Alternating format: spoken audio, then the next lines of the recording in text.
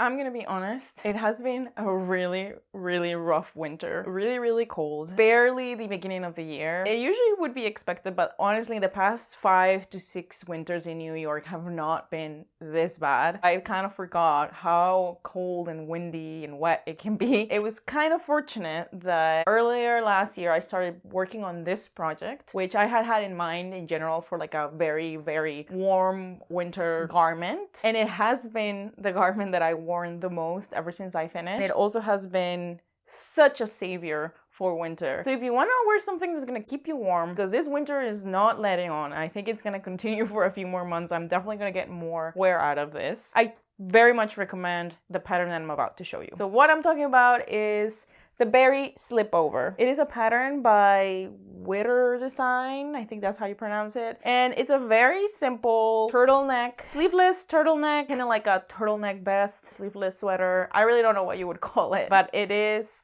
a savior for really cold weather. I finished it pretty fast, and it's actually not the first time that I make this pattern. I made this about a year or 2 years ago. I made it as a gift for my mom. I saw the pattern and it was like, oh, this is totally something she would wear. And I bought some yarn from Knit Picks. I remember making it really fast, having a lot of fun making it, and making a mental note that I wanted to make another one for myself. When I made one for her, she's really tiny, so I made her the extra small. And I was like, okay, I think for myself, I'll make at least the small or maybe even the medium that fits a little better. So that's what I did. About a year ago, and I made a video about this, I did like a little haul Knit Picks because they have a big sale every year. And I got some yarn for different projects, and that included this yarn that I got for this. The first time I made this pattern, I used more of brownish yarn. This time, because I'm a New Yorker, I wear a lot of black, I'm not gonna lie, especially in the winter. I wanted something that I knew I could wear with basically anything. And that it would still look good even if I was wearing like a long sleeve under it. And that's why I went with this. It's not quite black, it's more like graphite, grayish black. I bought 3 skeins of this bulky Knit Picks yarn, and it was the exact same yarn that I used last time. So I knew it was gonna work, I knew the gauge was gonna work. I kind of already had a lot of stuff figured out, and it just kind of sat in my stash for a while, just knowing that it was waiting for this exact pattern. And finally, last year, around November-ish, I was like, okay, it's time. This is gonna be very helpful in the winter, and boy, was I right. I finished it a few weeks ago, and like I said, I have been wearing it nonstop. So it's a very simple pattern. It works out really fast, and it's actually top down, which I know a lot of people love top down patterns because you can like try them on as you're making them. And so this one's definitely one for that. And so you start with a turtleneck, you start casting on at the very top. Of course, it's a very stretchy 2x2 ribbing pattern throughout the whole thing. So you start with the smaller neck, and then once you're done with the turtleneck, and I actually made this a little bit smaller because the pattern calls for like a really long turtleneck that I guess you can fold over more than once. But I remembered when I made the first one that it was a little too long. It was a little too like up in your neck. So I made it slightly less long than what the pattern said, but it's still long enough to fold over and it's like pretty warm. And then you start doing increases that create this kind of very clean line on the shoulder. Keep going on the ribbing. And then finally, I think you divide the front from the back, and then you keep working back and forth. First the front, then the back, or maybe the back and then the front. It doesn't really matter because they're both kind of the same. So you can't really tell which one's the front, which one's the back. Like I said, I bought 3 skeins because I knew that's how much I used last time. It was like exactly the amount of yarn that I needed, which is always chef's kiss. I like no leftovers, nothing, and it was perfect length. But one thing I didn't do to make sure that I had enough yarn, because I couldn't quite remember, by the time I was in the body and I had to start with another skein of yarn, you're supposed to knit the whole front and the whole back, and then once you're done, you put them back together to create kind of like the lower part. And then you have these, well, they're not sleeves, well, I guess they're sleeves, but there's barely like a little bit of ribbing in where the armholes go. When I ran out of the second skein of yarn and I had already finished enough that all I had was like the bottom, instead of continuing, I went back and I made the sleeve holes ribbon. And then once both of them were done, I continued going, and that way I knew I had enough yarn to make everything and that the length was going to be the right length. Like I just didn't want to leave it at a certain length and then go do the sleeves and then have leftover, so like go back to the length again. So that was something that, because I had already done this pattern before, I knew I could do that. So that was really helpful. It got me to the perfect length and also to using all of the yarn. So I recommend trying that, even though that's not what the pattern says. And I ended up with this lovely pattern. So like I said, one of the reasons I really like this, and I've been wearing more sleeveless designs in general, like I've been doing a lot of vests or sleepovers or whatever you call them, is because when you're wearing like a bulky jacket on top of all of your knits, like if it's truly for the winter, not just for fashion, but if it's truly to keep you warm, the more layers you add, sure, they'll be warmer, but you'll also be like bulkier. And then I start to feel like those little kids in there,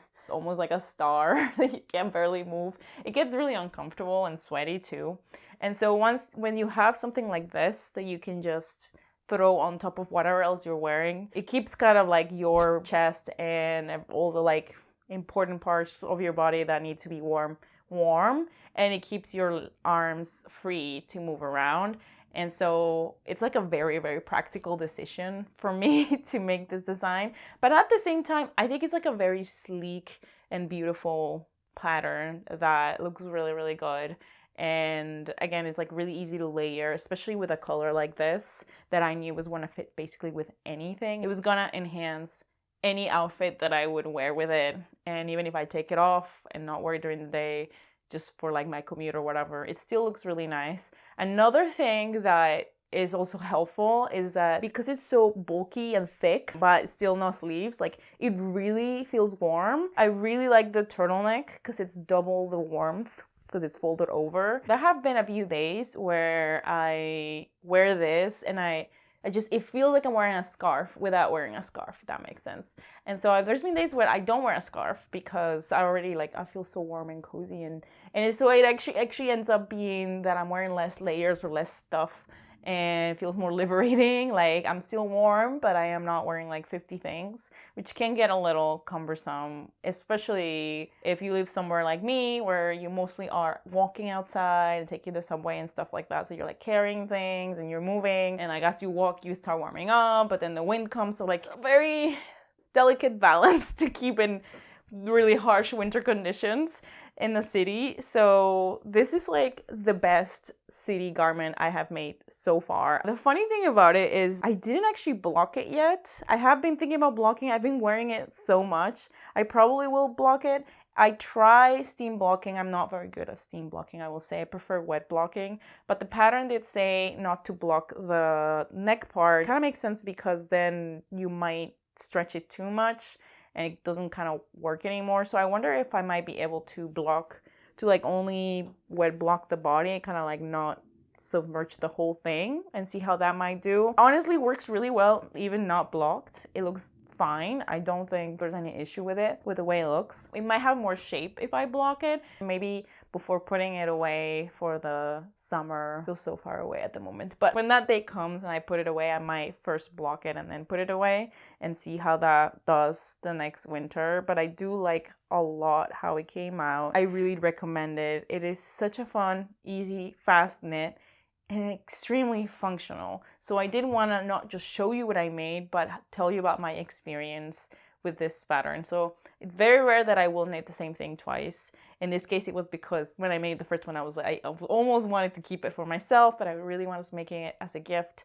So if I wanted one, I had to make it again. And it was so easy and fast. Honestly, if I were to like gift it to someone else again, I probably would very easily just make another one, because it's truly such an easy knit and so fast. So that's my review of this pattern. It is not a free pattern, but since I've already made it twice, I feel like it is very reasonable to pay for it. You know, a lot of people always are like, can you give me like free patterns and stuff? But as a designer myself, I do understand that designing a pattern takes time and effort and a lot of different things that come into it, even just the idea. It's really not a simple thing to do. So I do encourage you, if you want to try a new type of garment, even for a beginner, for someone maybe even for your first garment ever, I think I would recommend this pattern as long as you're comfortable with ribbon. But even the ribbon, it's such a, because it's not like a tight fit